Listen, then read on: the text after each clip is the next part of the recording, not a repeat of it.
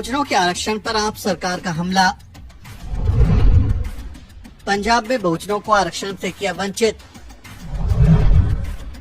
आरक्षण के खिलाफ हाईकोर्ट पहुंची भगवंत मान सरकार।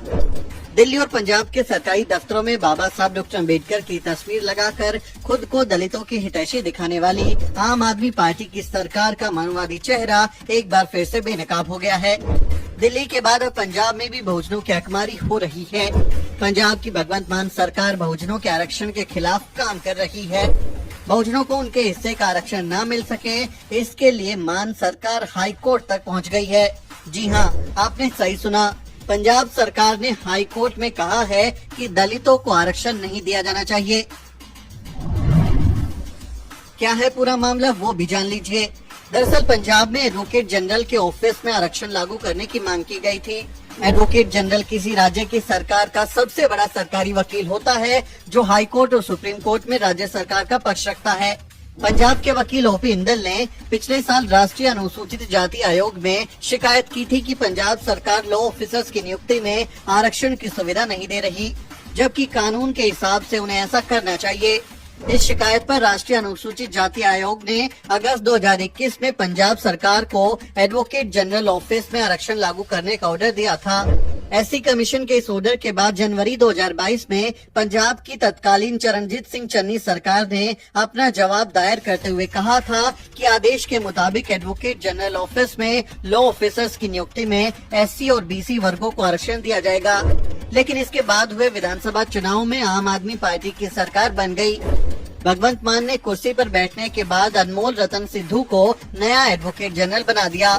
कुर्सी संभालते ही एडवोकेट जनरल अनमोल रतन सिद्धू ने मान सरकार से कहा कि एससी कमीशन के आदेश पर अगर आरक्षण लागू किया गया तो इससे काम पर बुरा असर पड़ेगा। इसके बाद पंजाब की भगवंत मान सरकार ने चन्नी सरकार के फैसले को पलटते हुए एससी कमीशन को लिख दिया कि लॉ ऑफिसर की नियुक्तियों में एससी बीसी को आरक्षण नहीं दिया जाएगा। यही नहीं, एससी कमीशन के फैसले के खिलाफ पंजाब की भगवंत मान सरकार ने हाई कोर्ट में भी याचिका दायर कर दी। पंजाब और हरियाणा हाई कोर्ट में भगवंत मान सरकार ने एससी कमीशन के फैसले को चुनौती दी है। यानी पंजाब की आम आदमी पार्टी की सरकार दलितों पिछड़ों के आरक्षण की अकमारी करने के लिए एड़ी चोटी का जोर लगा रही है। एक तरफ आप सरकार बाबा साहब के नाम पर म्यूजिकल परफॉर्मेंस करवाकर खुद को दलितों की सबसे बड़ी हितैषी के तौर पर पेश करती है और दूसरी ओर अंदर ही अंदर उनके खिलाफ काम कर रही है। पंजाब में अरविंद केजरीवाल की पार्टी ने दलितों के दम पर ही जीत हासिल की है। पंजाब में दलितों की आबादी करीब 32% है और दलितों ने बड़ी संख्या में आपको वोट भी किया है। लेकिन चुनाव में जो पार्टी दलितों की भलाई का वादा कर रही थी, अब सत्ता में आने के बाद वही पार्टी दलितों के खिलाफ काम कर रही है। इस बारे में वरिष्ठ पत्रकार और लेखक दिलीप सिंह मंडल ने ट्विटर पर लिखा, जब भी कोई बाबा साहब अम्बेडकर का नाम ज्यादा ले और जोर से जिंदाबाद बोले तो फौरन सावधान हो जाना चाहिए। समझ लीजिए कि आपकी जेब कटने वाली है। यानी अरविंद केजरीवाल ने जोर से बाबा साहब जिंदाबाद का नारा लगाया और बहुजनों की जेब काट डाली। बाबा साहब की तस्वीर दिखाकर दलितों को ठगने का काम हो रहा है।